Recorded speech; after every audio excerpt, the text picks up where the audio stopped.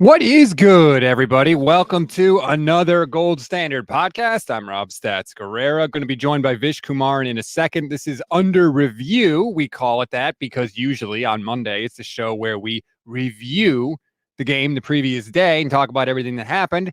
Obviously, we don't have that this week because the Niners are playing tonight against the Vikings on Monday Night Football.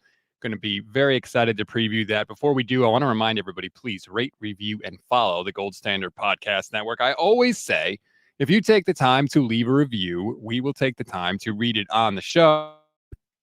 This one comes from GF. Oh, geez, I don't even know how you say this. I apologize.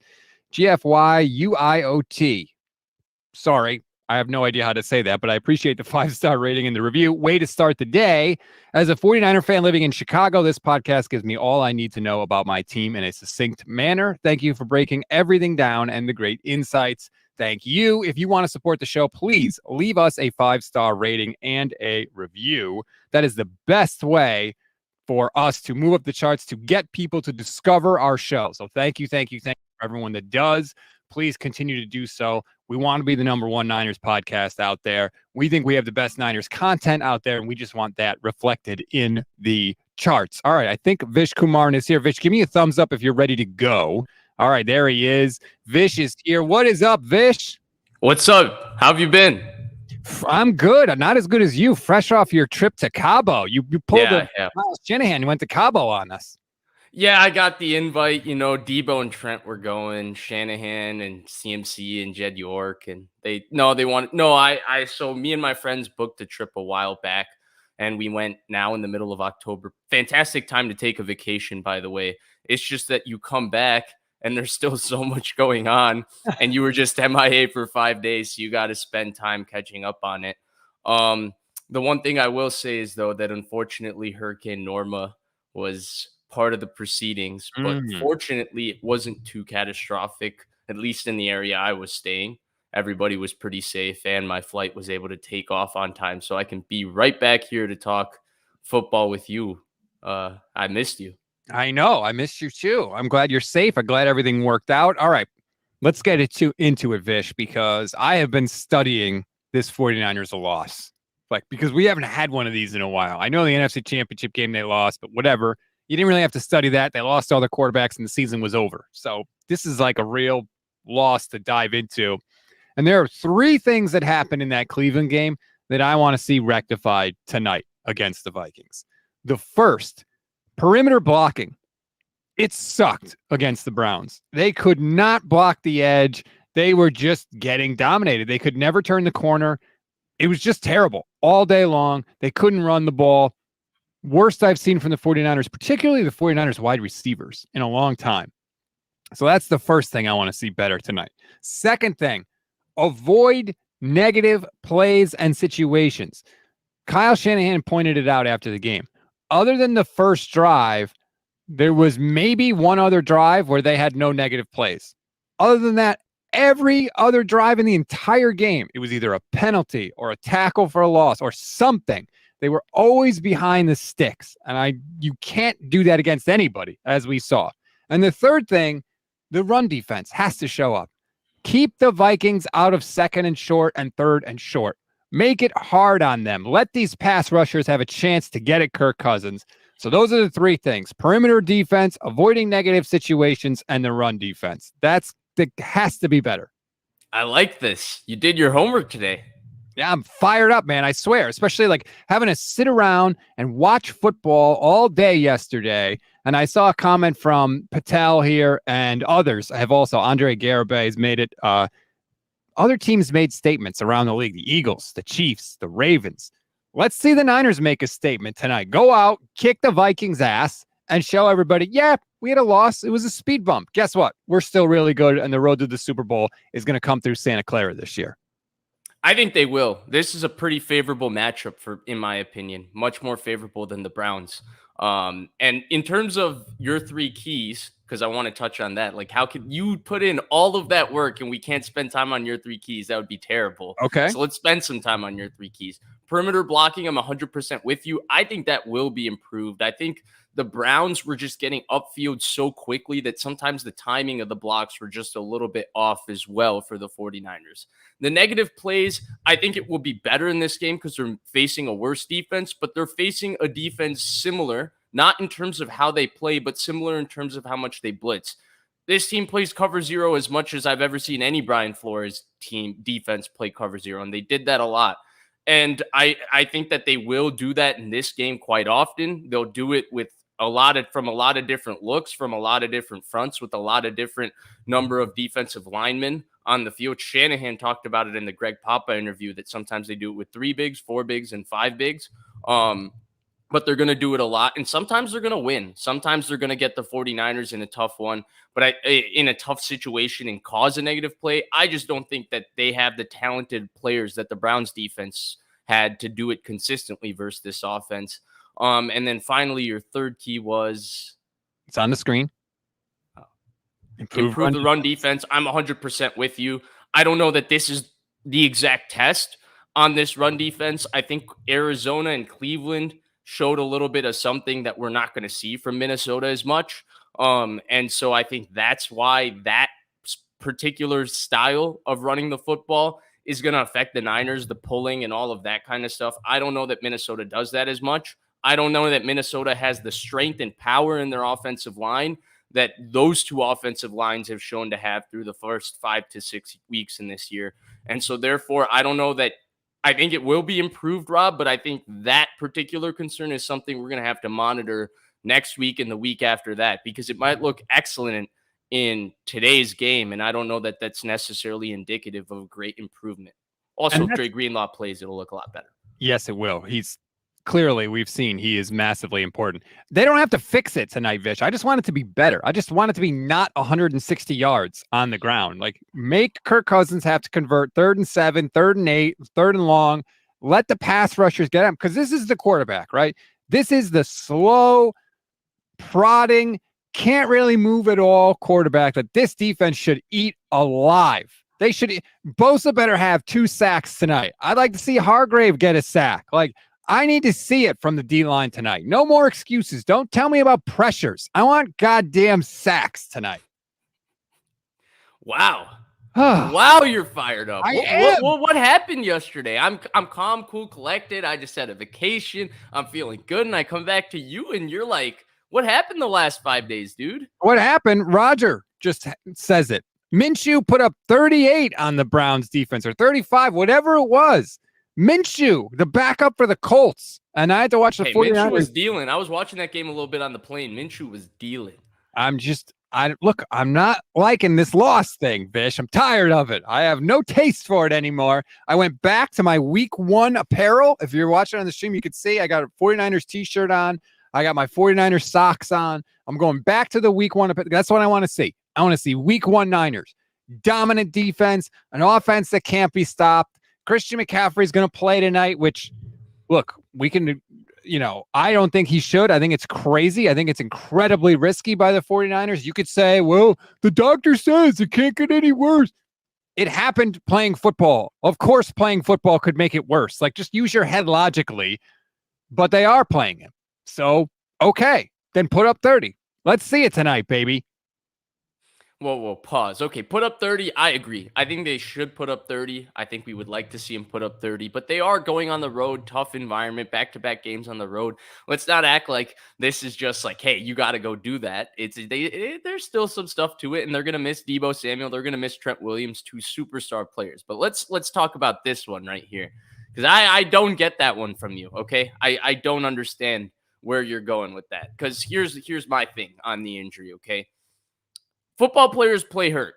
This idea that just because they're not on the injury report, they're somehow healthy is asinine. By this time, they're all injured, okay? They're all playing through something. The only reason we're not commenting on right now whether Fred Warner should be playing or not is because we don't know what niggles he's got going on, right? If we knew Fred Warner had this strain, that strain, this, then perhaps you'd be having this conversation. We visibly saw this guy get hurt. Therefore, there was a reporting process that has to do with the gambling stuff and all of that we need to know that information, and therefore we're talking about his injury. The second thing is, I don't know his pain threshold. I don't know his pain tolerance. I don't know the severity of the injury.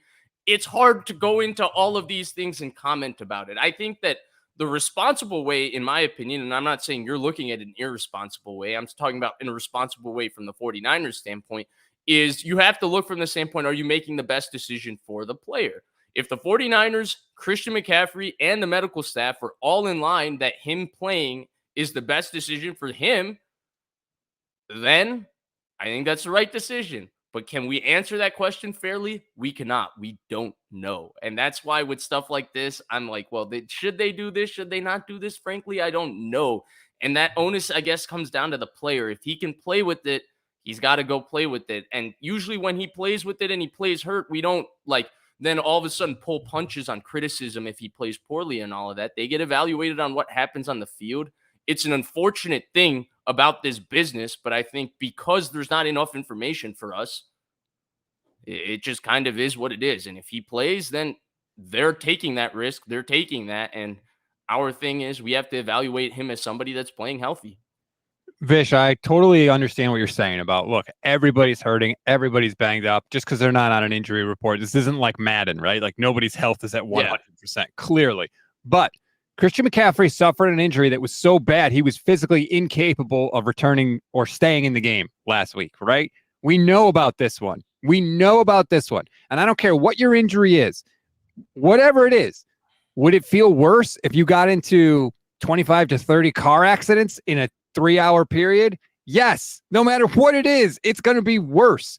Why not sit him, give him at least a week, because he's so important, Vish. He is so important to this offense and this team.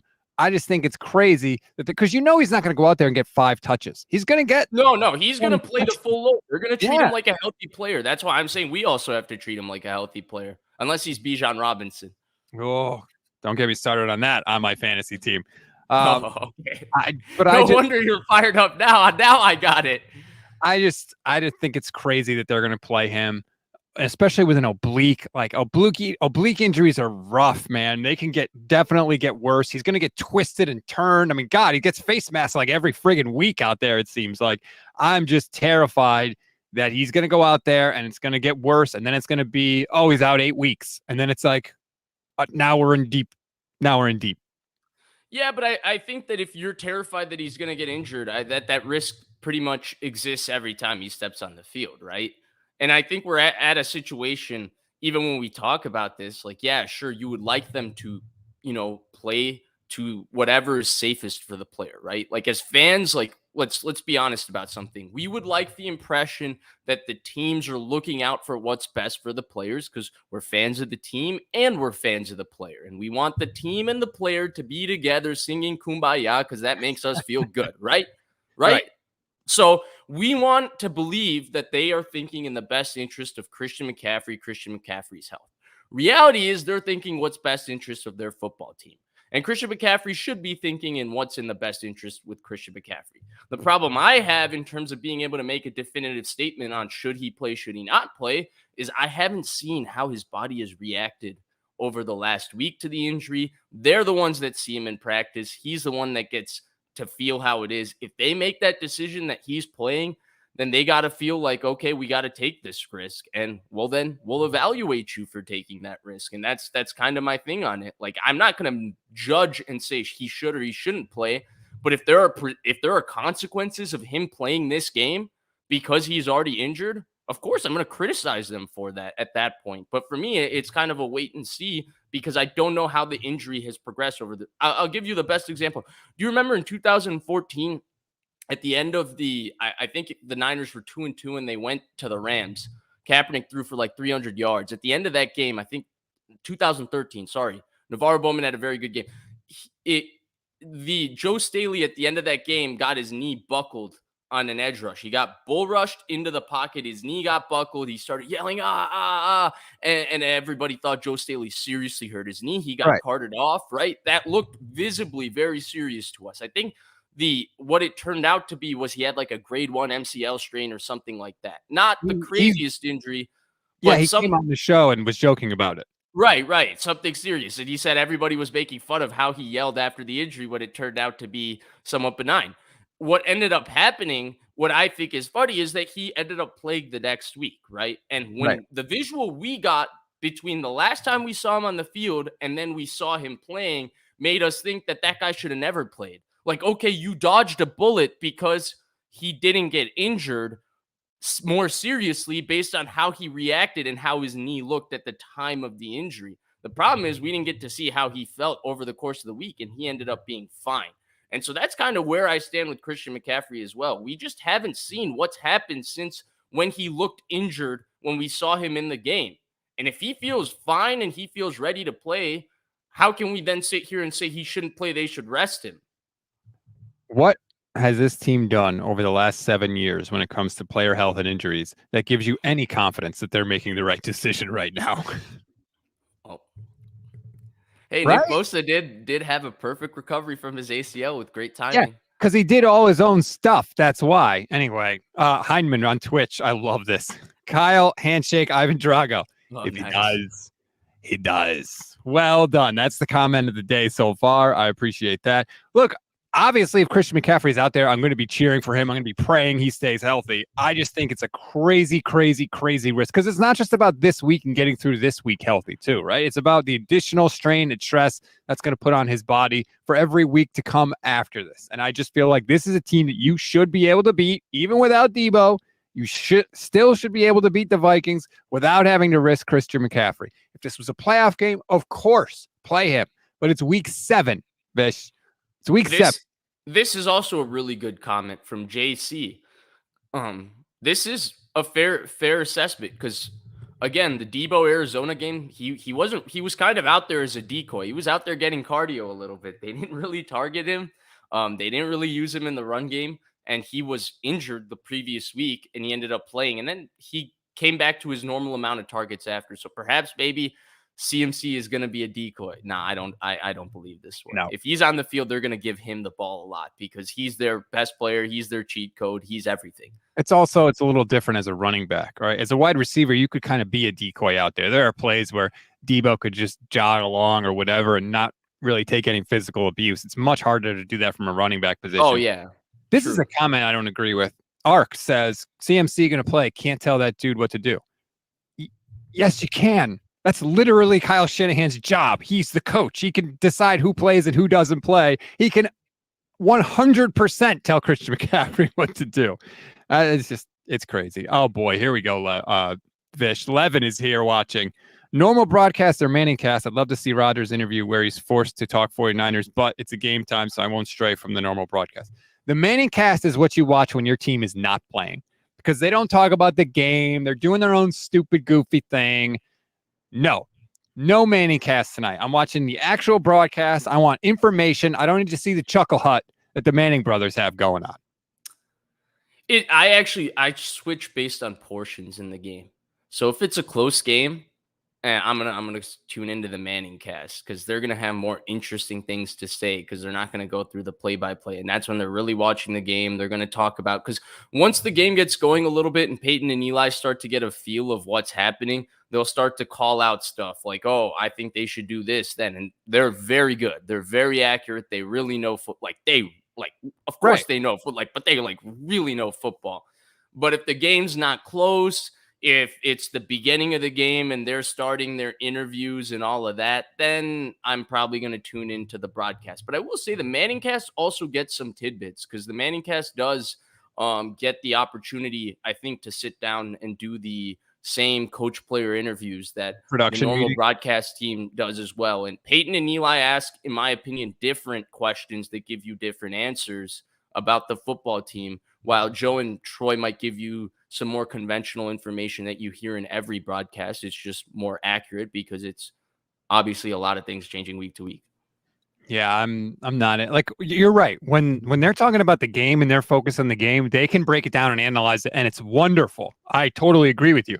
But they don't do that the whole time because that's not right. That's the point of the broadcast. Right. I understand that, but that's just why I don't really tune into it. For me, it's also depending on the guest, right? Like they can get like a Ryan Fitzpatrick, and the three of them were like a great trio talking about football and all of that. And then they'll get like Jimmy Kimmel. Like, why do I care what Jimmy Kimmel has to say? Right. right? Like why is Jimmy Kimmel even on here? The only guest I liked that was like a non-football guy was John McEnroe, but that's really what it is. And then I was just getting to this. This is a great point from Levin. I want to hear those guys talk about Purdy. I want to hear what they have to say. Well, He's been to the Manning Passing Academy. I want to hear what they said about what they thought about him then too. Don't give Levin any credit for that. How about for fact's sake? We'll give them credit for that. Don't give Levin. I'm all set. Okay, fine. But he's talking about Sean Payton. We're talking about Peyton Peyton Manning. I don't care. The important thing is we don't give Levin any credit. I'll find out what they say about Brock later at some other point. Give me the real broadcast, JJ00 on Twitch. I'll watch the normal broadcast until the Niners are up 3 scores and then switch to the Manning broadcast. Yeah, thank you. Please, let's have that. Give me the 3 scores and then maybe I'll consider it. But we got an interesting comment from Andre, our YouTube channel member. If you want to become a YouTube channel member, please consider it. It's less than $3 a month. It's a great way to support the channel. Plus, you get priority comment response, custom emojis, membership badges. I just made some new custom emojis based on some stuff that's happened this year. There's like leaping CMC and stuff. So please check that out. We appreciate all our YouTube channel members. Andre says, no Trent Williams. With all that blitzing, which the Vikings blitz a lot, Brock is going to need to get the ball out quick. No Deebo. Time for Kittle and Juice to get involved.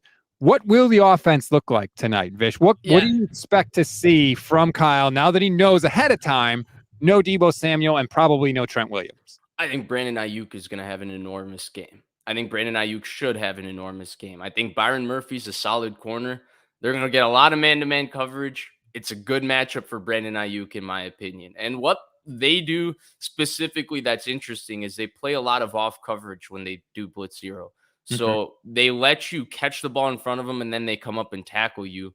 Essentially, the goal sometimes when they're doing blitz zero is just to get the ball out of the quarterback's hands under pressure.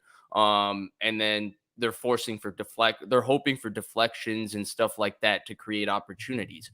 But what that does is it forces Byron Murphy to come up and tackle in space. And Byron Murphy is not good at tackling in space. And Brandon Aiyuk, after the catch, is very good at making the first guy miss. To me, this is a game that's tailor-made for Purdy to be able to throw a lot of alert hitches, slants, stuff like that to Brandon Aiyuk, 5 to 10 yards within the line of scrimmage. And he should have an opportunity to break something in this game, especially versus Byron Murphy. To me, this is a game that Brandon Aiyuk has a big game. I think Kittle will have a big game too, but specifically against I think they're going to try to run the ball a lot. They always have that plan when they're coming off the loss. They always try to shield their quarterback. Yep. But specifically versus the blitz zero and all of that, for me, I would love to see, or I am expecting to see a huge Brandon Aiyuk game. Mark Scott 49er says Aiyuk has to catch the damn ball. A couple of times last week, the old Brandon Aiyuk showed up that had a chance to make a big play, would have been a tough catch, didn't come down with it. He has not been that guy for the most of this year. He's been unbelievable. He's been terrific. He took a step back last week. Hopefully, I agree with you. He can step it up. They really, really need him. He's capable of it, but he's got to actually do it. It's got to go beyond the hypothetical, especially if he wants to be a guy that gets paid. Like, we can't be in, what is this now, year 4, and still be saying like, he's capable of doing it. I know he hasn't done it yet, but he can do it. He could. If he only got more targets, now's the time, man. Put up or shut up. The interest, yeah. That was I don't want to go to the next point. That was a bar right there for you.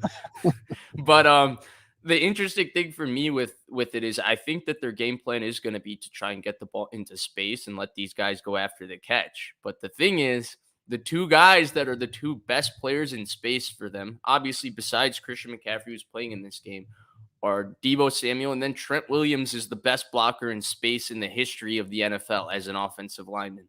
Like, once they get that guy out there running, some defensive back is waking up the next day with some bruising. No soul. Yeah, with some bruising. He devastates. And so it's interesting to me because, like, I look at this game and on paper, this matchup is favorable for the Niners in all fronts. But with Deebo Samuel and Trent Williams, I look at it as a blowout. And they're going to need a couple of other guys like the Juwan Jennings, the Ray McLeods, the Kittles, obviously, of course. Juszczyk, maybe not as much Juszczyk. But they're going to need those guys to step up as well, specifically. But I think Mitchell is going to play a bigger role. I think Mason's going to have a bigger role. I think Mitchell's going to catch the ball in this game a little bit more than we've seen in the past. And I think Brandon Aiyuk is going to be the guy. Yeah, for fact's sake, maybe he is. Maybe that's Levin's burner because he's doing great right now. I agree. Ronnie Bell. Yes. I would love to see more Ronnie, but every time he plays, I like him more and more. Shout out to Nate Hawk 143, new YouTube channel member. We appreciate it. You get the double fist pump for that. Appreciate it. Oh, you get a fist pump from Bish too. That's good. Just all right. A little more fake enthusiasm in that one. That's okay. We got to talk about the biggest change that we need to see in the offense, Vish, and that's Brock. He's got to be better. He has to be better. And look, this was his first bad game. Every quarterback has bad games. He's going to have more bad games in the future. It is what it is. But they're going to be inside. There's not going to be any rain. You're playing an inferior opponent. I don't care that Deebo's not there. Let's see it, Brock. You want us to believe that you're a guy that can elevate, right? That doesn't just benefit from the guys around him, that can also elevate the guys around him. Well, you're not at full strength tonight, but it's a team that you should beat. It's on the road. It's a game that you want to win if you want to be the number 1 seed. I don't want to see passes 6 feet behind guys. I don't want to see you sky mail Christian McCaffrey when he's running open down the sideline. Put it on him. Let's see it, Brock. I need to see it. Okay, I agree with you. I agree with you 100%, but I don't know that whatever questions we got from last week's game, I don't know that this week's game answers them because I think this kind of plays into Brock's strengths, right? We talked about this on the Monday show, I think, before I went on vacation, and then I briefly on the phone today. The bigger issue for Brock in the Cleveland game was not like, oh, they were pressuring him and he didn't know how to get to his answers or he wasn't reacting under pressure. It was frankly that I said on Monday, it was maybe a little bit harsh, that he couldn't hit the broadside of the barn, but he was missing throw after throw. That was his bigger issue. He wasn't really panicking under pressure. It wasn't like he was, oh, they moved me off of my first read or I got moved off of my spot a little bit and I don't know what to do. He was playing like Brock in terms of being able to make space in the pocket when he had to and all of that. It was just that he was unable to miss or he was unable to make simple throws. The ball was coming out funny. This game kind of caters to him. They're going to play a lot of blitz zero. I mean, he played this style of defense his first time in action versus Miami. He's very good versus the blitz. He finds his answers versus blitz zero. The game is going to be short and in space. He's going to be able to get the ball out to his playmakers. It's going to be very clean. It's going to be a dome. He's going to have much more comfortability playing there because he does not play well clearly under wet conditions. At least he hasn't played well twice in the wet conditions we've seen. So to be in a lot of ways, it's just going to be a cleaner game for Brock than the last one was. So I think that the way the game will be called, the way it will play out will be a lot easier for him to do what he usually does. But I do think that we got a couple of questions about can he throw the wet ball consistently, especially because weather can be inclement in Philadelphia if you have to go there in the playoffs. And, what happens when he is missing the way he's missing? Because the way he was missing, you can't miss like that in Philadelphia and expect to win. Well, yeah, I think we're looking at it from 2 different perspectives. I'm looking at it, just get through tonight. Just fix tonight. You don't have to answer the question like, going forward, what things look like. Like, forget that. No, just look good tonight. We'll worry about the other stuff as we go. Chris, I guess I was just saying I 100% think he's going to look good tonight. How about that? Good. I hope so. Chris Maldonado, YouTube channel member, says we need to play pissed, crack some heads. After a long week and watching other teams do what they do, everyone's watching. We need to put everyone on notice. You talked about that interview that Kyle Shanahan did with Greg Papa. The most interesting part of that interview, I didn't have time to grab the clip. I apologize. Papa asked him basically about, coming out after a loss. And Kyle's given the typical answer of, we haven't lost in a long time, and I think we're going to be sharper and blah, blah, blah, all that stuff. He's smiling the whole time in the answer. And I'm not saying he's happy they lost, but I think he knows that there's just a different reaction you have coming off of a loss versus a win. It's different when you don't play well and you win versus not playing well and you lost. And I think he knows that it was a wake-up call, and everyone's just going to be a little sharper tonight, a little more, organized and on it. There were a lot of instances last week where guys didn't know where they should line up. Ray McLeod, I'm looking at you. Jordan Mason, Jeez. I'm looking at you. I think they're all going to be on it tonight. And I think that you're going to see the 49ers that we saw earlier in the year. Just the wrecking crew go out, punch everybody in the mouth, and dominate 49ers. I agree.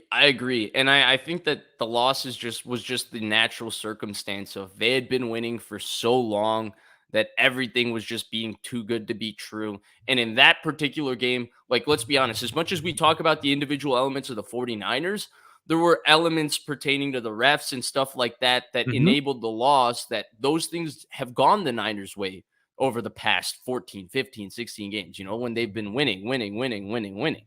And so I think that also existed where, hey, they had some bad luck in that game as well. They had some bad luck with, obviously, Brock dropping the ball in a screen that Ray McLeod is probably going to score on, stuff like that. You know what I mean? Like, just little things like that. They had just bad luck that I think it was just bound to happen. I mean, I don't necessarily believe in the law of averages, but certainly it seems to exist in sports. And so therefore, yeah. And then in terms of them playing pissed off, I think there is one thing we learned about the 49ers defense versus the Browns. They are not physical unless number 57 is setting the physical tone. Yes. They don't hit people the same way they do when number 57 is there. And I think in years past, we missed Greenlaw's physicality, but Aziz was so reckless, similar to Greenlaw, that there would still be some level of hitting in those games, but they need Dre Greenlaw just because of how physical he is. And to me, that physical tone that he sets, it's not that the 49ers defense was bad, though Shanahan was more critical of them than I think even you and I were in that interview to Papa, but it's that they didn't intimidate a backup quarterback in a team playing against the 49ers with a backup quarterback the way they usually do. And to me, that's a direct result of them not having the most intimidating guy on their defense, the guy that makes everybody else hit harder, the guy that brings their physical tone. They missed that on their offense too in Deebo, but I think their offense is still fairly physical, and they maintain that physicality through guys like Juwan Jennings and, of course, Kittle and Juszczyk and Trent Williams and stuff like that. But on defense specifically, I don't want to minimize the impact of anybody else, and I don't want to underrate Dre Greenlaw's impact, but there's an intangible impact that goes beyond the X's and O's, beyond all of that he has in terms of helping everybody hit, helping everybody feel faster and more physical, that they definitely miss. And if we want to feel them intimidating, if we want to feel that presence and that energy, sure, I think Warner can bring it, but it feels different when Greenlaw does. I completely agree with you. We have a tendency to look at Dre Greenlaw as a runner-up, sort of a sidekick, right? Because he's alongside Fred Warner. Dre Greenlaw is one of the best linebackers in the entire NFL. I think he's a top 5 linebacker in the entire NFL. And so, yeah, they missed him. Ryan Hamblin asks, do we know if Greenlaw is a go? The answer is no. Matt Mayoko tweeted out a little while ago, no definitive word yet on Dre Greenlaw. Of course, no Deebo, no Trent, and Christian McCaffrey will play. You're right. It's different without 57 out there. It just is. And let's see the 49ers make some people uncomfortable on defense. I definitely feel like I don't know if it's because of Steve Wilks being up in the booth or whatever, but sometimes they don't have the same juice that they used to have defensively. And you're right, maybe because Aziz is gone and Greenlaw wasn't out there. So guys were not flying around as much. I don't know.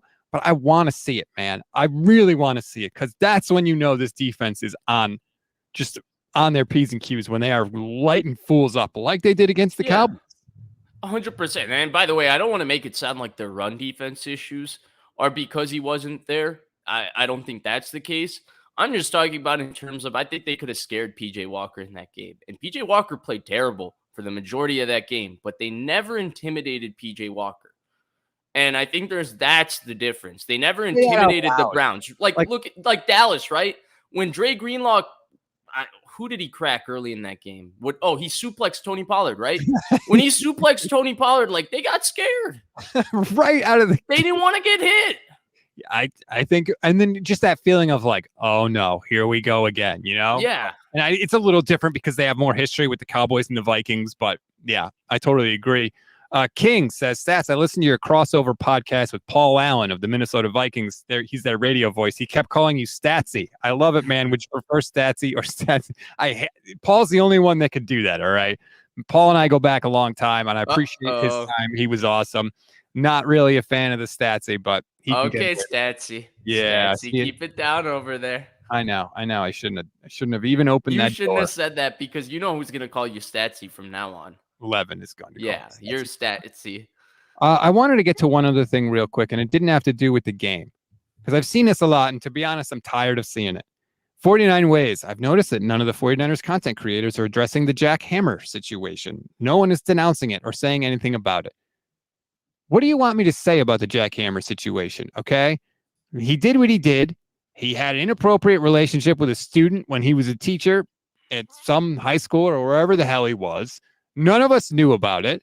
We know about it now. He's been fired. That's the end of it. Like, what do you want me to say about it? I don't understand why people keep bringing this up. Like, we're talking about the 49ers. We don't talk about what 49ers beat writers do in their personal time. So I don't know what you want people to say about it. That's my position. I don't know where you stand, Vish. You don't have to say anything if you don't want to say anything. I think you covered it perfectly. None of us were there. None of us condone what he did. He has to face the consequences for his actions. I'm certainly not going to bring greater attention to him or what he did because I don't agree with what he did. And frankly, going and reading some of that stuff was disturbing. And I'm not sure that we need to continue addressing that. Right. No one is denouncing it. Like, do I have to denounce everything that's illegal? Like, here's a blanket policy for you. If it's illegal, I'm against it. Okay. Like, we don't have to get into like the specifics of everything, but yeah, I'm tired of seeing it in the chat. Okay. We all know what happened. I think we can all understand that when we found out, like, none of us are having them on shows now, right? Like, it's pretty clear where everybody stands. Anyway, we can get back to the game, but I just saw that in the chat. Like Andre says, talk about football. We do not care about the other garbage. Exactly. And I don't need to get into a debate with anybody about it. It's over with. All right. And I won't be addressing it again because there's nothing else to say. Well said, Rob. Okay. There you go. You can't just nod. We have a podcast here, like people can't hear you nod, Vish. Let's get back into this game. The whole Kirk Cousins aspect of it. Kyle Shanahan can't play a game against Kirk Cousins without talking about it, without all this stuff. Did you hear him, by the way, in the interview? The moment that question came and he got to relive the entire Kirk draft process, he was drooling. He gave like a 2-minute, drooling maybe a little too far disrespectful, but he gave like a 2-minute answer going in depth on like when he studied him and like how he like just fell in love. Like, you know what I mean? He loves him. He will never stop. You never forget your first love, Vish, and he'll never stop loving him. I would like every time the 49ers play a Kirk Cousins team, do we have to ask Kyle, what did you see when you were scouting Kirk Cousins coming out of Who cares? Who cares what Kyle Shanahan thought about Kirk Cousins 50 years ago when he was coming out of Michigan State? Like, forget it. This is the opportunity. One, I feel like for Brock to kind of like show that like you don't need Kirk Cousins, Kyle. You've got me. And also, like I said to start the show, I want to see the defense terrorize Kirk Cousins. I saw them beat the hell out of him in the playoff game in 2019. There's no reason they shouldn't do that again. They've got just as good of a defense or arguably as good of a defense that's mostly healthy other than Greenlaw. It's Nick Bosa's birthday, by the way. Happy birthday, Nick Bosa. Happy birthday to my son, Thomas, who turns 9 today, and my wife. Happy birthday, Thomas. So it's a big birthday day for me. With the biggest being Nick Bosa's, right? Right, obviously. Yeah, clearly. Yeah, he's 26, which, by the way, feels old to me. When I saw he was 26, I was like, damn, already? Dude, I'm not going to lie. Same thoughts. Right? Same thoughts. Like, I thought to me, he was like drafted at 21. Shouldn't he be like 24 right now? Yeah, like we just got him. What do you mean he's 26? But anyway, let's see it tonight, Nick Bosa. How about getting a sack when you're actually blocked on a play? Just, just to switch it up a little bit. You're coming at everybody today. I am coming at everybody today. I am not happy. This is what happens when the 49ers lose. All right. I get cranky. I get miserable. I had to sit around all week listening to how the 49ers got physically manhandled by the Browns, which they did. I had to watch the Eagles whoop up on the Dolphins, which I was hoping Mike McDaniel would do us a solid and give the Eagles another loss. Nope. Turns out when Miami plays anybody that's any good, they get their ass kicked. Seattle tried to give the game away to the Cardinals on Sunday. I mean, my God, they did not want to win that game. At least the Rams lost. Steelers got their usual Steelers, like 17 good things happened to them to help them win. Not to mention a sketchy call by the officials on a quarterback sneak, which I don't know how that happened. But the Seahawks should have lost that game. 3 turnovers. The Cardinals scored 0 points off the turnovers. Like, terrible job by them. So, yeah. They're just happy to cover this year, Arizona. Right. I'm just cranky. So, yeah, that's, I want to see my team go out and kick ass. I keep telling everybody they're the best team in the league. I couldn't say that after last week. I want to be able to say that again. I think their defense is going to look more aggressive and come downhill more. Because if you notice, one of the things Shanahan said when Papa asked him about the run defense is he said, I felt like we sat in too high, a little too much.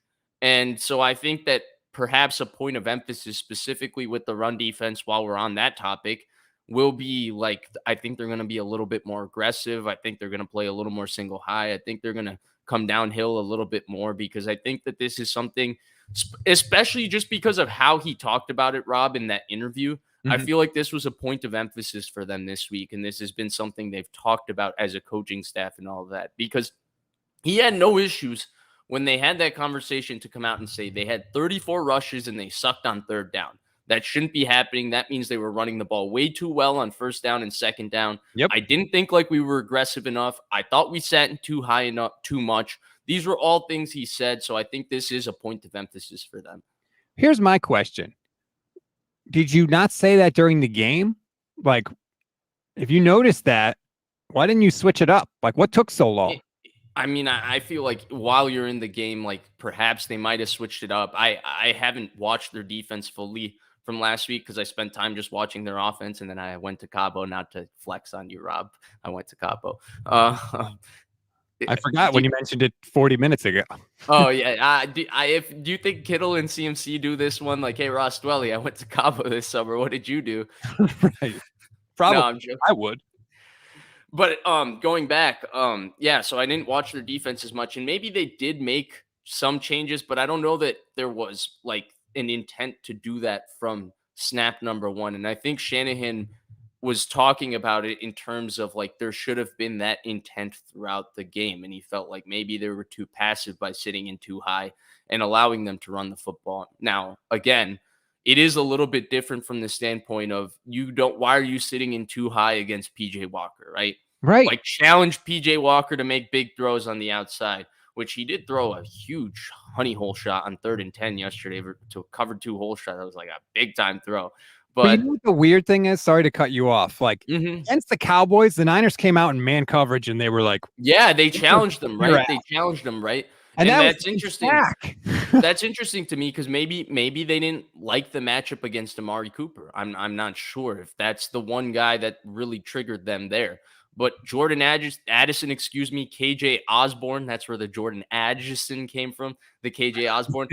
I don't look at those guys and I think, man, Mooney Ward and Diamador Lenore would struggle with those guys. Like, no way. And so perhaps they're going to be more aggressive. But then again, if you give Cousins single high, it's a little bit different with how good he is at understanding what the defense is doing and getting the ball out of his hands and controlling the game at the line of scrimmage. So it's a different matchup. I just think they'll be more aggressive against the run in general because Shanahan seemed to make it a point of emphasis in that interview. And also, by the way, tackle. They missed a ton. Yeah. The Browns. The Dre Greenlaw effect. Yeah, that's true because Dre Greenlaw, nobody gets away from him. Chris Maldonado says Levin will probably go with Woody and then Statsy. Much love, Rob. All jokes. Happy birthday to your little man. They grow fast. They absolutely do. I can't believe I've been a parent for almost 10 years. It literally blows my mind. What's the birthday party? Oh, we already did the birthday party on Saturday. We did a bowling birthday. Bowling. Okay. Yep. So he did that. And then he gets to stay up late tonight and watch the 49ers play for a little. Normally he'd be in bed, but I'm going to let him watch probably at least the first quarter tonight. He is all pumped up for that. We got the 49ers colored balloons, the red and gold. he's all about it tonight. So that's awesome because it just brings back memories. For me, 9th birthday party was laser tag. Went to Chaser's laser tag. Solid. Invited about 14 of my friends. Yes. We got to play laser tag, and then the birthday boy always gets a couple of wins, so I thought it was a future laser tag champion. But yeah, it was laser tag, and then the staying up late one. My parents never let me get that one, but you know what would happen for night football games when I was a kid? So I would go to bed, and my dad's thing for him to go to bed, for me to go to bed, is the next morning when I would wake up, the only way he would get me out of bed and get me to brush my teeth is he would tell me everything from a play-by-play standpoint that happened in the football game. And now that I can stay up and watch the games myself, I'm not gonna lie, I miss my dad's play-by-play. From me going from my bedroom to the bathroom to the end of me brushing my teeth. He will go through every single detail of what exactly happened, how the pass looked, all of it. He was very descriptive. Good memories. And yes, you do grow up fast because look at me. I'm 23 and I'm already reminiscing on those memories. Yes, Rob, I did mention I was 23 just to make you feel old after you took that shot at Nick Bosa. Yeah, well, it's mission accomplished. What can I say? It's so funny, though, because that's what my son does whenever the Niners play in prime time. The first thing he does when he gets out of bed, before he eats breakfast, before he gets dressed, anything, go down on YouTube and Google, the 49ers highlights and watch. Like literally first thing. So he doesn't need dad to do it now. He's got better technology, apparently. Right. That's a really cool memory. Because before, if you remember, now the NFL YouTube puts up a great 12-minute highlight of the full game.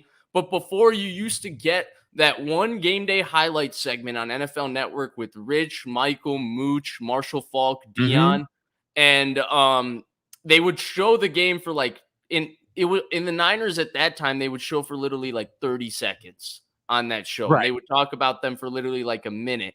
And that highlight would get put on NFL.com. It would be 3 plays from the game. It would be like a Sports Center segment. Wait. And so you would really get nothing from that. And they would put a few big plays on NFL.com, and that would be it. So he's lucky, I'll tell you that. Technology makes it a lot better. Yeah, seriously. What a time to be alive, as the kids say.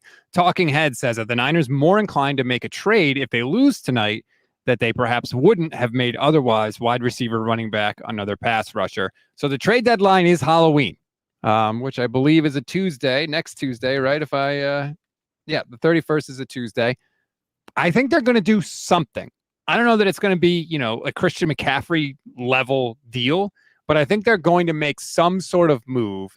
If they make it for a wide receiver, that tells me that they're really scared about Deebo missing time. Because otherwise, I don't know that you need to add another offensive weapon for this team. I really don't think that's the route you go, assuming Deebo is healthy. Yeah, and the great thing about their wide receiver room is the versatility it provides. So if they add a wide receiver, I don't think they'll be adding anybody that's a big name. They'll be adding somebody to play a specific role, right? Ray is the backup, smaller gadget guy who also returns kicks, who also can somewhat do some of the receiver stuff. Juwan plays in the slot. He's probably their best in terms of isolation, return routes, and ins and outs in terms of 3rd and 2, 3rd and 4, that package, all of that. Brandon Aiyuk is obviously their X receiver. Deebo is their lineup everywhere, do everything. So everybody has a role on this offense. So I would think that adding a receiver would be depth in that way. Running back, I don't expect them to add one, Rob.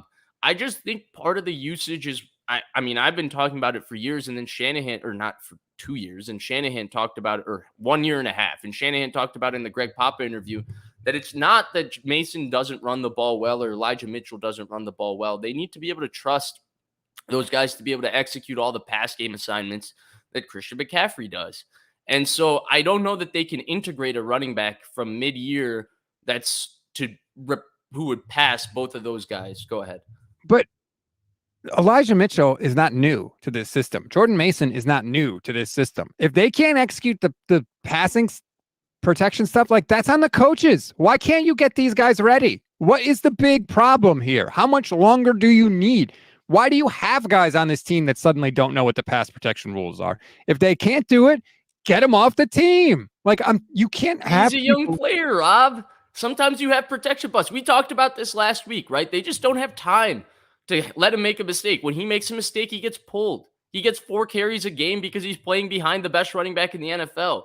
but he's running the ball exceptionally effectively. He's a very talented player. Like when we see him run the ball, there's something a little bit more to Jordan Mason than your third string running back on a team, right? He runs the ball a lot better than that. Elijah Mitchell's a starter. Jordan Mason had nothing to do but study the pass protection rules, right? He was buried on the depth chart last year. Elijah Mitchell's been with the team since 2021. He doesn't know. Elijah Mitchell does it fine. He's just hurt. I just get these guys ready. I'm tired of having guys on the roster that, well, we can't do anything when they're in because they don't really know what the hell they're supposed to be doing. Get him up to speed or get him the hell out. Christian McCaffrey learned how this offense. He changed the tires on a moving car. Okay, it can be done. They did that with Trey Lance. They got him out. They didn't get him up to speed. Well, at least they did something, right? Like they didn't say, well, we can't put Trey Lance in because he doesn't know the system. At least they have someone that they think knows the system. I don't like this whole, like, we've got to play an injured Christian McCaffrey all the time because none of our other running backs know what the hell they're doing. Like, that's not a viable. That's on you, is my point. That's on you if they don't know what they're doing. But know what they're doing is harsh, right? It's just that you trust Christian McCaffrey to be able to do those things. And right now, you can't fully trust that Jordan Mason will be 100% there doing those things. Then that's on you. Yeah, and he's going to build that trust, I feel like. He's moving himself in the right direction. Definitely the way he runs the ball. I mean, should the guy not get a couple more carries? Like, he runs the ball well. As a running, though, I would like to see him play more. But if their excuse for not doing it is that they can't trust him to do the other stuff, it's their responsibility to get him to the you are correct. Fair enough. Keith Murphy, the unbeaten, says, watching how the Eagles rotate Galladay and Swift, it seems to keep them fresh. Can somebody show that film to Kyle Shanahan? Kyle is not a rotate the running backs type of guy. It's just, he's not. I wish he would be, but I think at this point it's pretty well established. He likes those workhorse type running backs. Yeah, I think the Eagles, this is a organizational philosophy with running backs. This is not a Nick Sirianni thing or a system thing or within their offense, right? They've been doing this with Howie Roseman analytically for a while. I think the year they won the Super Bowl, was it Corey Clement, Jay Ajayi, and LeGarrette Blount that were their three backs? So it was definitely a stable, yeah. Yeah, so they've been doing this exact thing for a while and getting a uber offensive line, coaching up their offensive line really well, and then having them like DeAndre Swift. DeAndre Swift is not a great running back. He's running through the parting of the Red Sea every single time he runs the ball. And it's like, oh, DeAndre Swift ran for 18 yards. He ran for 200 yards. Like Rob Guerrero would have run for 100 behind that. Yeah, I have a fumbling problem, though. Turns out when a guy snaps me in half when he tackles me, I tend to drop the football. Rob, just lower your shoulder. You're running him over. Yeah, right. Dazzo0187 says, do the 49ers regret paying Deebo Samuel? He's 54th in the league in receiving yards with 1 touchdown, 95 rushing yards, and a touchdown. He's being paid $1.15 million average per year, less than A.J. Brown. I don't know that they regret the deal because I think they know what they were getting in Deebo Samuel, but I do think there's a reason that contract was only 3 years. Yeah, I don't know that they regret the deal, but it's quite simply right now, he has not lived up to that deal. Mm-hmm. He had a self-admitted terrible season last year, and this year he's had a solid season, but he's gotten hurt twice. One, that he didn't miss a game, but he was essentially playing the game, but not as involved as Deebo Samuel is when he's healthy in a game. And then now he's hurt where he's going to miss 2 games and he'll be reevaluated after that. That's not what they paid for.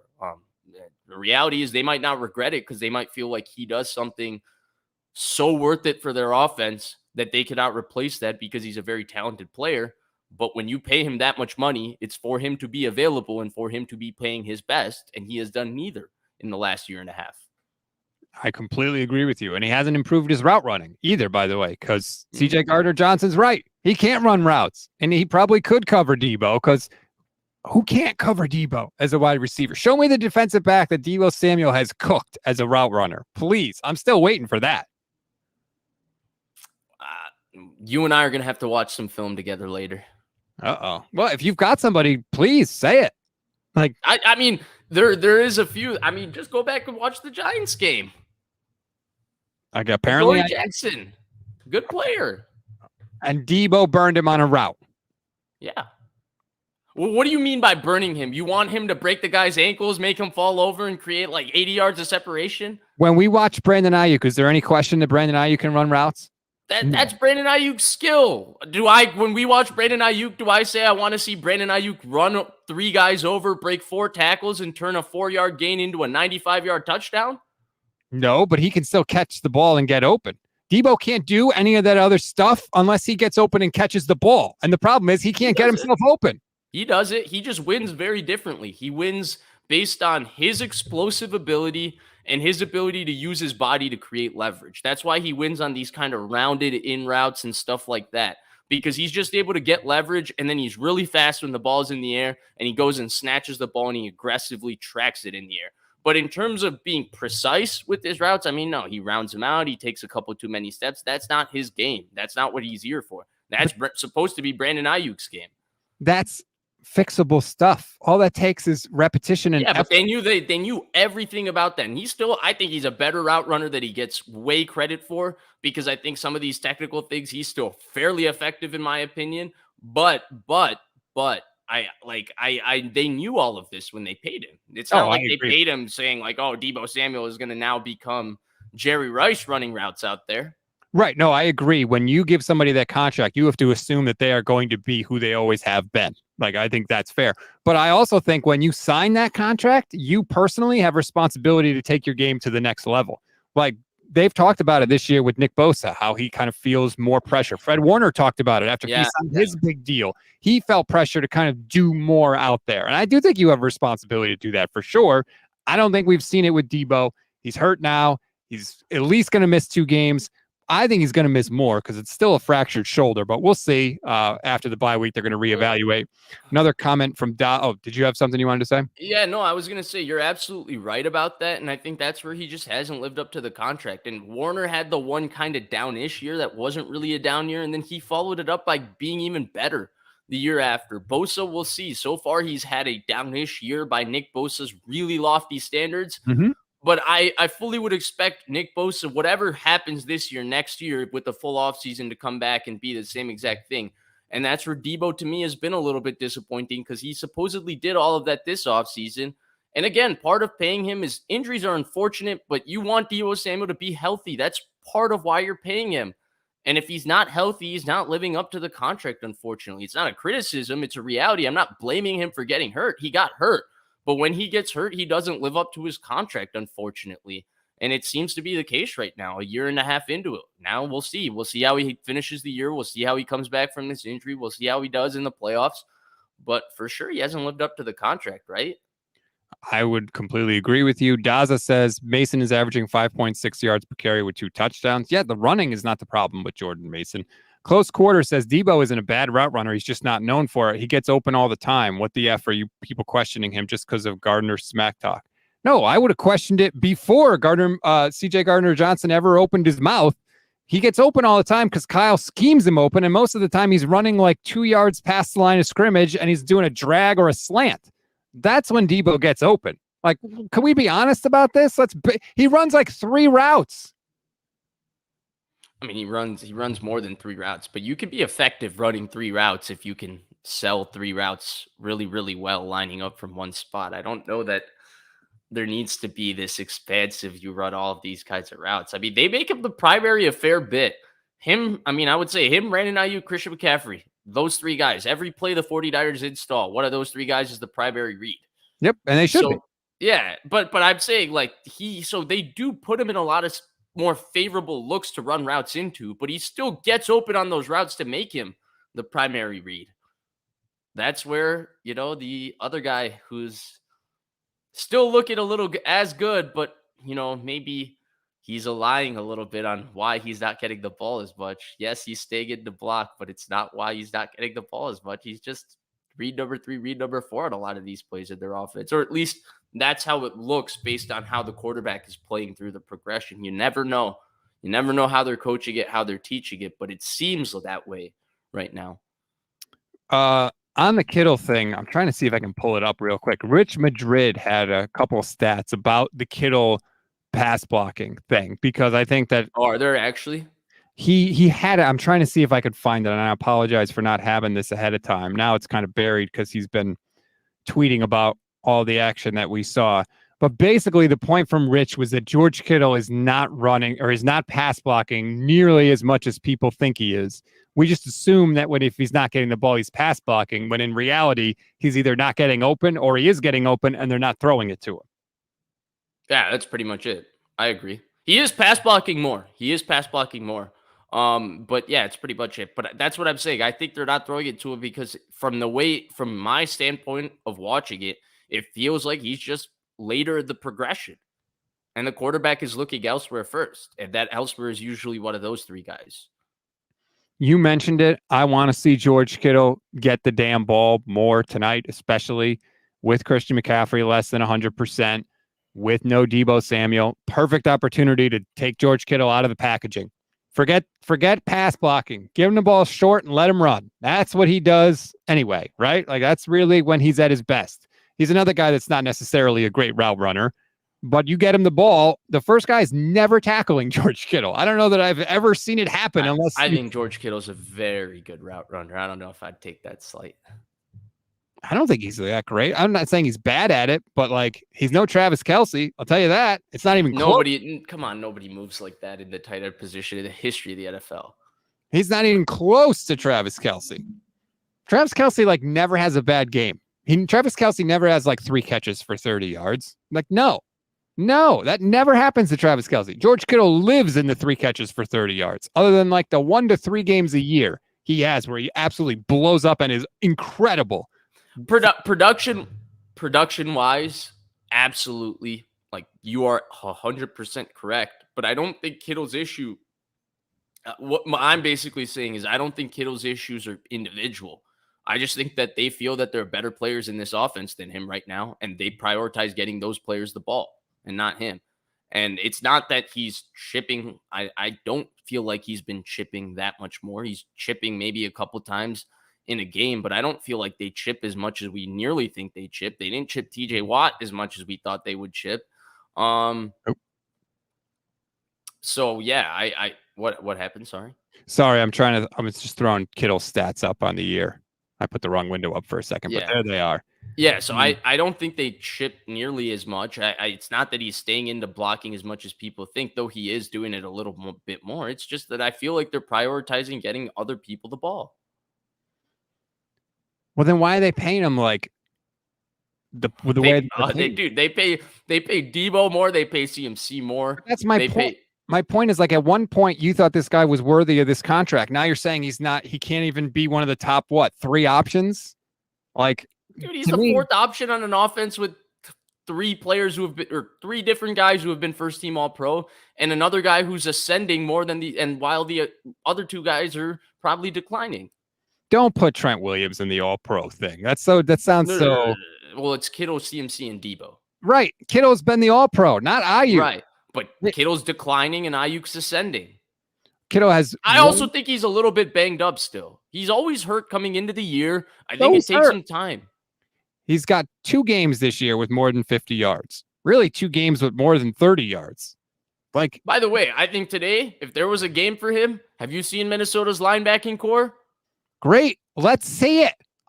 Dude, how many times have I talked about wanting to see Kittle as a receiver, how good he is as a receiver, how good he is with the ball in his hands, how blocking is the second best thing he does. But again, I got to see it.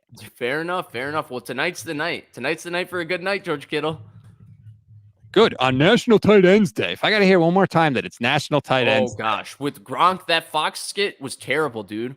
Hey, guys, it's National Tight Ends Day. Confetti boom. I didn't see it, but it sounds terrible. That was terrible. Daza says, yeah, we're paying Kittle more than Kelce. Can we just not invest in a right tackle? Even Mark Andrews went off yesterday. National Tight Ends Day is simply just a fraternity. It's a stupid thing. It's not even a real thing. George Kittle just said it like as a fun thing, and then it turned into a good thing. I feel like George Kittle, the marketing person, is like surpassing George Kittle, the football player. Genius level marketer. He is the best in terms of business. What he has done since he's come into the league, it's one of the most underrated things. And he does it in such a subtle way because he's playing this beautiful, hey, I'm George Kittle, I'm a caricature, whatever, right? And everybody loves it. Everybody loves the WWE guy, and he's just made a full brand off of being the. Like, he watched Gronk do his thing, and he took it to a much shrewder, much more business level and created an entire brand out of it. Yeah, he's unbelievable. And whenever he gets done, he's going to be, whether he goes into wrestling or whether he just becomes an analyst, like George has done an awesome job at that. Again, keep in mind, this is a guy He's that was really smart. a He's fifth really round smart. pick. That all I got to say is I feel like he's really smart, and I feel like people don't realize how smart he is. He's really smart. He knows exactly what he's doing. Yeah. I just like to see what he's doing be, actual football. I would rather see George Kittle catch an 8-yard pass than George Kittle block for a run that gains 8 yards. Sorry, I would. I agree. I think this will be a Brandon Aiyuk heavy game, but I mean, yes, it's always nice to see George Kittle go off. And he should be up the list in terms of passing options now. Niner He's got to gang, be talking about you, Rob. I feel like you have been Niner drinking some gang says you Haterade. guys are full of haterade today. Bad weekend. No, I love this team. This team is full of good players. I want to see them use their good players. I want to see their good players produce. I have said all year, when the Niners play their best, there is nobody that can touch them. I don't think there is anybody else in the league that can touch them. They didn't play their best last week. They didn't play anywhere close to their best last week. I'd like to see them at least get way closer to that tonight than they have. And I think they can. I'm picking them to win the game against the Vikings. They should win the game. But if you're asking me if I'm frustrated by certain things, then yes, I am. Yeah, okay. All jokes aside, I will say I don't really get the hater label. We've talked about this. I've mentioned it. I don't get the hater label. The one thing I could say about you is that you're passionate, and that passion is authentic. And I feel like sometimes people are a little upset if you're not fully positive, but you're not being fully positive to hate or being anything like that. You're being authentically passionate about a team you love. And I feel like a lot of other people, when they watch the game, display the same passion, the same frustrations as you. They're just not doing it into a platform and as a mic. And so sometimes I find it hypocritical when they're like, "Oh, Rob's a hater," blah blah blah blah blah. I promise, if we sat in the living room and watched the game, there's only one person in that living room that's going to sit there and watch the game quietly. It's not going to be me. It's going to be me.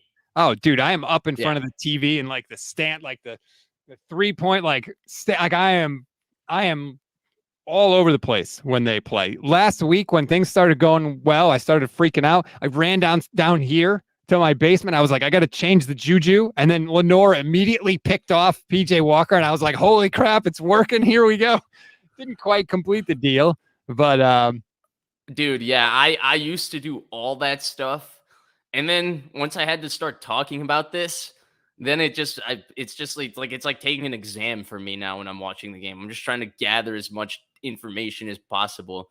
And so like I feel like, for example, last show, right? I was the really passionate one and upset one and angry one because I spent the full day watching all the games and specifically that game with such a focus on it. I hadn't fully been able to like get my emotions going. And then I woke up Monday morning, I was freaking pissed off, man. yes. Like, what the hell? The Niners just lost to the Browns. I'm mad. And so I came into the show and I was like a little bit more upset, a little more passionate there. But for sure, I feel like we all have that. And some of this haterade stuff is simply just, we really love this football team, man. Maybe too much, maybe in an unhealthy way, but that passion is resonating. It's equal. It's everything that we share in common as fans when we watch this team. One last point I want to get to quickly. Fish and Chip says, Jalen Moore, discuss. That does scare me a little bit, Vish, because the drop-off from Trent Williams to Jalen Moore is big. The only thing that gives me some comfort is at least we know ahead of time. And when Kyle knows ahead of time what the situation is, I feel like he can usually do his best to mitigate the impact of that. 100%. You're absolutely right. It is an absolute worry. The right side of their offensive line is always going to be a little worried. The Vikings do have good pass rushers. Davenport's a good player. Danielle Hunter's a stud. But again, I feel like the ball is just going to come out of Brock Purdy's hands so quick in this game. Everything is just going to be short. Everything's going to be about creating space. Everything's going to be about yards after the catch and forcing these corners to tackle. That I think that there, like you said, there will be a full plan to mitigate this effect. If the Niners play their perfect game on offense, the kind of game that they want to play on offense, we won't hear Jalen Moore's name. And it won't be because Jalen Moore had a fantastic game. It'll be because they won't even allow the game to be affected by him. And we have the quarterback to do it, right? Brock's strength is reading the coverage ahead of time, knowing where to go with the ball ahead of time, and getting it out to the open guy as fast as possible. Dude, my bad. I said Marcus Davenport, didn't I? I don't know. Sure. Yeah, he's hurt right now. Who's the other guy? Is it Anyamata? One of the guys from the Saints. Well, Anyamata, Davenport, which one? I don't know. Davenport is on IR, I think. Okay, fair enough. Sorry about that. I didn't mean to interrupt you. I just was a little off on my Vikings knowledge there. Go ahead. That's okay. No haters, just dudes that invest way too much emotion, Jay Cruz says, into a game we have no control over. My wife hates football season because I'm a madman during 49er games. When we win, she knows it will be a good week. Look, I get it. Sports is the toy department of life. I fully understand that. I fully understand that my life really doesn't change that much regardless of what happens with the 49ers. I don't care. I can't help it. This is how I feel. And honestly, I feel bad for people that don't have something in their life as much as I love the 49ers. Like, I talk to my wife all the time. Like, how do you not have anything? Like, what do you, like, for example, every spring I look forward to the draft, right? And I look forward to NFL free agency in March. Then we go through the summer and I look forward to training camp. And in the winter, I look forward to the season starting again. That's how I like mark my years as we go through. And it's like, I feel bad for people that don't have something to constantly look forward to like that. That's really interesting because I agree with Jay Cruz's perspective, but that's a unique way to look at it. You're right. Because my life is the same exact way. It even goes further, right? Like every week, all that work, everything is completed so that I can get to Sunday and whatever happens, I can sit my ass on that couch, not get up, and have the best day. I don't need anybody to talk to me. I don't need anybody to text me. I don't need to be contacted by anybody. I can just watch as many games as possible, see everything that's happened, take it all in, enjoy it. In my free time, that's what I think about. You're right. It is interesting because as it is a little crazy, but it drives my life. That it gives me drive. It gives me passion. Like I love this football team. I love them. It's illogical. I completely am willing to admit it, but this is where I am. I couldn't stop caring if I tried. It's not within me. How many times have you done that? I've done that a few times. When I was a kid, I used to do that a lot. My immediate complaint when the Niners would lose to my dad is, I'm only a Niners fan because of you. You did this to me. I'm going to go become a Patriots fan. Oh, boy. And then he would be like, okay, go become a Patriots fan. I didn't make you be a Niners fan. To like maybe 30 minutes later, go back to like, why did they do this in this game? Why did they make this move? The Niners suck. The Niners this, the Niners that. Just yapping because I can't help it. You're right. Can't let it go. Blip Bleep says, fingers crossed for Moody's leg tonight. I think Jake Moody's going to be fine. I hope he's going to be fine, but we'll have to see. And I have to get to this. Joe Cal 64, you might follow the Niners, but you're not a fan. Rob is obnoxious with these takes that are based on feelings. The Niners offense is not underperforming. They had a game against the number one defense. Joe, all due respect, you don't know what you're talking about, okay? Shut up. I'm so sick and tired of these bootlickers accusing me of not being a 49ers fan when I've been here for 33 years loving this team, okay? I have freaking scrapbooks at my mom's house of me cutting 49ers articles out of the newspaper and pasting them into a goddamn scrapbook, okay, when I was 9 years old. This picture right here, this is Jerry Rice, okay? It's autographed. Why? Because I sent Jerry Rice a football card when I was 10 years old and asked him to sign it because I love this team, okay? And I've been cheering for them my entire life. I am so sick and tired of people accusing me of not being a 49ers fan because they don't like what I have to say about it. If you disagree with me, that's fine. Great. I like when people disagree with me. But the idea that I'm not a fan because I say things that aren't all positive all the time about the 49ers is garbage. All right. And I'm really sick and freaking tired of it. You can love this team and criticize them. Those two things can coexist in the real goddamn world. I agree with you. That was awesome. Take a deep breath, buddy. But I'll just point out that the first statement and the first sentence and the second sentence is somewhat oxymoronic because he says your takes are based on your feelings, but then you're not a fan. But if you're not a fan, why would your takes be based on feelings? Right. You have no feeling. You're not a fan. I'm sorry. I don't like to yell at people like that, but it's so frustrating to be accused of not liking this. Like, do you know how much of my life I devote to this team, doing this job every single day? It's a lot of freaking work. All right. We got over 400 videos on YouTube, almost 1 million views on YouTube. Like, it takes time. It takes effort. I miss stuff with my friends. I miss stuff with my family. I do it because I love this team. So stop accusing me of not passing some sort of loyalty test. I'm tired of it. Rob, I believe in your fandom, buddy. Thank you. Daza says, as a Niner fan, Boyd in Sydney for 20 years is just frustrating. We seem to be so close, but can't win the big one. I think it's going to change this year. I really do. They have the team that can win the Super Bowl. Absolutely, they do. Whether they do, we'll find out, but they have the talent. It's clear. I agree. I feel like this year feels right. It feels like they have the team. Now they've gotten through a couple of speed bumps. Every team goes through adversity. The last couple Super Bowl teams, right? We didn't even know remember the adversity the Rams went through? They started 7-1, 6-1, 7-2, and then they lost 2 straight, including the one at San Francisco on Monday night after trading for Odell and all of that. And then they put themselves together second half of the year and came in strong to the playoffs. Year before that, the Bucs went through a lull. The Chiefs in 2019, Mahomes cracked his kneecap, dislocated it. They went through a lull. Yeah. So there's speed bumps in every single NFL season. This is the first one for this 49ers team this 49ers team is facing. We will see how they respond. We expect them to respond strongly because we believe they are that good of a team. But even then, for them, even if they don't respond accurately this week, there's still time for them to put this together. Every team goes through these ups and downs, but can you respond to adversity is the question. And right now the Niners are getting adversity. It's not just the adversity of, hey, they lost to the Browns. It's your all-pro wide receiver has got a cracked shoulder, and we don't know when he's going to be back. You're going to reevaluate it. You know he's missing 2 games. Your best player on your team is got a sprained ankle, and he's missing this week for sure. Your other best player on your team, who might be the MVP of football, he's dealing with an injury, and he's planning to play hurt. So you're dealing with a few things as a football team that's affecting you when 3 of your best players are hurt. We'll see how they respond to it. That's exactly it. We all want to see how they respond. They haven't had a loss to respond to, especially a week later, since losing to the Chiefs on October 23rd. Actually, last year was the last time. And we will see it tonight. Remember, everybody, after the game, Levin Black and I will be live here on the YouTube page, on Facebook, on Twitch.